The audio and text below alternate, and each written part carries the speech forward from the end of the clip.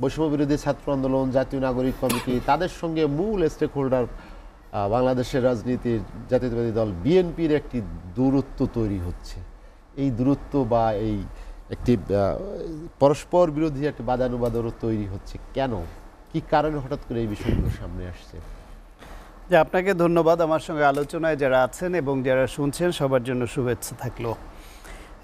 দূরত্ব তৈরি হওয়া খুব অস্বাভাবিক তো না, কারণ বিএনপি একটি রাজনৈতিক দল, তাদের একটা আদর্শ আছে, একটা আইডিওলজি নিয়ে তারা রাজনীতি করে এবং এই দলটি অতীতে বহুবার একাধিকবার রাষ্ট্র ক্ষমতায় ছিল এবং ভবিষ্যতে রাষ্ট্র ক্ষমতায় আসার জন্য রাজনীতি করে।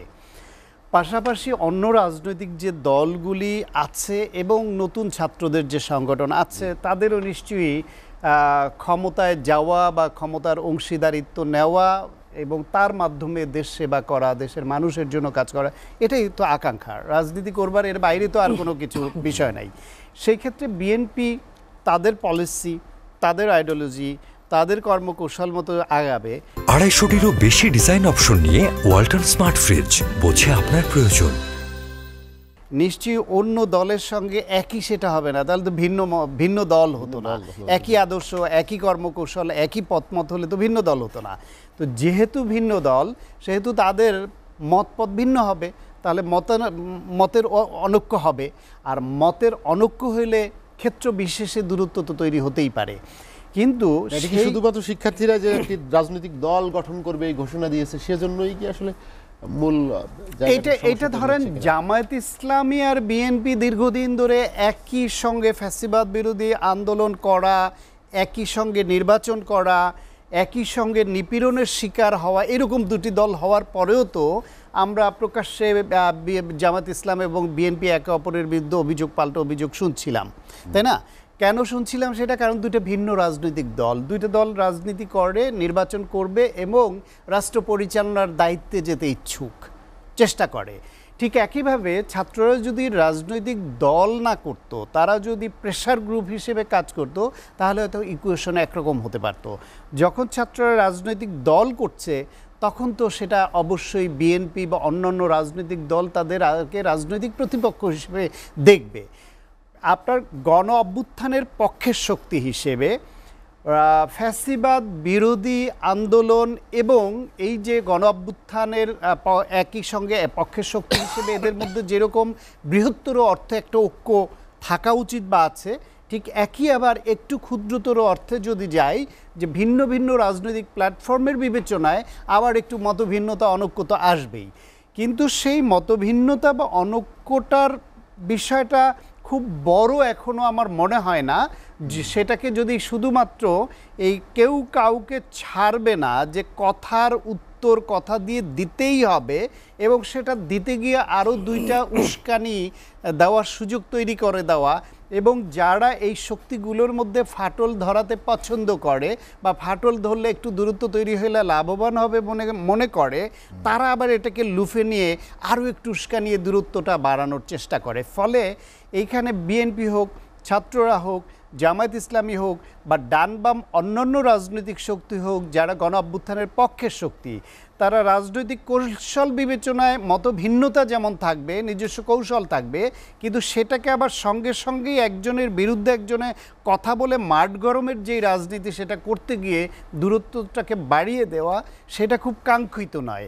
যেমন ধরেন বিএনপি মহাসচিব মির্জা ফখরুল ইসলাম আলমগীর, তিনি তার দলের বা তার নিজস্ব একটা অবস্থান তিনি ব্যক্ত করেছেন যে যদি ছাত্ররা রাজনৈতিক দল করে তাহলে সরকারের সহযোগিতাটা ছাড়া রাজনৈতিক দল গঠন করা ছাত্রদের জন্যই ভালো হবে, তাদের স্বার্থেই, যাতে মানুষ তাদেরকে বা কোনো পক্ষ তাদেরকে কিংস পার্টি বলে অবহিত করতে না পারে। এই কথা স্পষ্ট করে বলেছেন যে তাদের জন্যই ভালো হবে।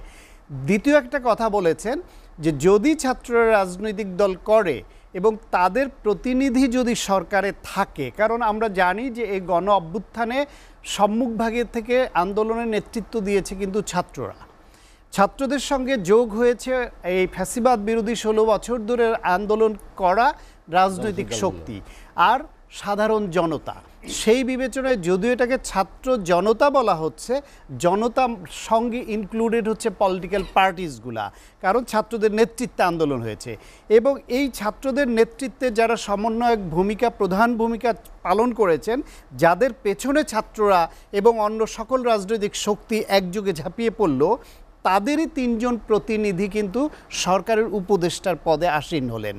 এখন সেই 3 জন এখানে আছেন, তাদেরই অনুগামী বা অনুসারী যে ছাত্ররা, গণ অভ্যুত্থানকারী, তারা যখন রাজনৈতিক দল গঠন করছেন তখন এদের একটা টান, আকর্ষণ বা প্রশ্রয় বা ভালো লাগা, ভালোবাসা বলেন, কিছু একটা তো থাকা খুব অসঙ্গত নয়। এবং এই অসঙ্গত নয় বিবেচনায় কোনো কোনো দিক থেকে এই সন্দেহের উদ্রেক তো হতেও পারে, যে কারণে বাংলাদেশে রাজনৈতিক দল দ্বারা গঠিত সরকারের অধীনে অতীতে কোনো নির্বাচন প্রতিপক্ষ বা বিরোধীরা মেনে নেয়নি। সেই আস্থার সংকট থেকে তত্ত্বাবধায়ক সরকার আসলো, সেই তত্ত্বাবধায়ক সরকার তুলে দিয়ে আবার দেশকে একদলীয় শাসনের দিকে নিয়ে গেল। আবার সেই তত্ত্বাবধায়ক সরকার ব্যবস্থা ফিরে পাবার জন্য এই জামায়াত, বিএনপি সহ আওয়ামী ফ্যাসিবাদ বিরোধী সকল রাজনৈতিক শক্তি আন্দোলন করলো। এখন যদি কেউ মনে করে যে ছাত্রদের প্রতিনিধি সরকার আছে, ছাত্ররা রাজনৈতিক দল করছে, সেই সরকারের অধীনে যদি নির্বাচন হয় এই নির্বাচন প্রশ্নবিদ্ধ হতে পারে, এটা তাদের মনে হওয়াটা কেউ প্রকাশ করলেন। ধরেন আমি নিজে এর আগে একাধিক টক শোতে ঠিক এই কথাটা বলেছি যে সরকারের খুব সতর্কতার সঙ্গে পদক্ষেপ নিতে হবে যাতে কারো মনে এরকম সন্দেহ তৈরি না হয় যে এই অন্তর্বর্তীকালীন সরকারের গোটা সরকার অথবা তাদের কোনো ব্যক্তিবিশেষের কোনো বিশেষ দলের প্রতি টান বা প্রশ্রয় প্রকাশিত হয়, তাহলে অন্য রাজনৈতিক দলগুলো কিন্তু আবার তত্ত্বাবধায়ক সরকারের দাবিও সামনে আনতে পারে, যেটা এই বৃহত্তর অর্থে এটা নতুন একটা সংকট তৈরি করতে পারে। এই ব্যাখ্যা, এই কথা আমি নিজে অনেকগুলো টকশোতে বলেছি। আমি শেষ করে দিচ্ছি, সেই একই কথার প্রতিধ্বনি আমি দেখছি খুবই ভদ্রভাবে মির্জা ফখরুল ইসলাম আলমগীর প্রকাশ করেছেন। সেটা নিয়ে উনি সন্দেহ করেছেন সরকারে যারা আছেন তারা এটা বলাই যথেষ্ট ছিল যে আপনারা আমাদের অবজার্ভ করেন, আমাদের ভূমিকা কাজ দেখেন, যদি আমাদের কোনো কিছুতে পক্ষপাতিত্ব দেখেন নিঃসন্দেহে আপনারা প্রশ্ন তুলবেন, আমরা হয় নিজেদের সংশোধন করে নিব অথবা আমরা আপনাদের দাবি মেনে নিব। সেইখানে তাদেরকে আবার আওয়ামী লীগের সঙ্গে বিএনপিকে মিলিয়ে 111 আনার ষড়যন্ত্র বা এই জাতীয় বক্তব্যটা এই দূরত্বটাকে আরও খানিকটা বাড়িয়েছে।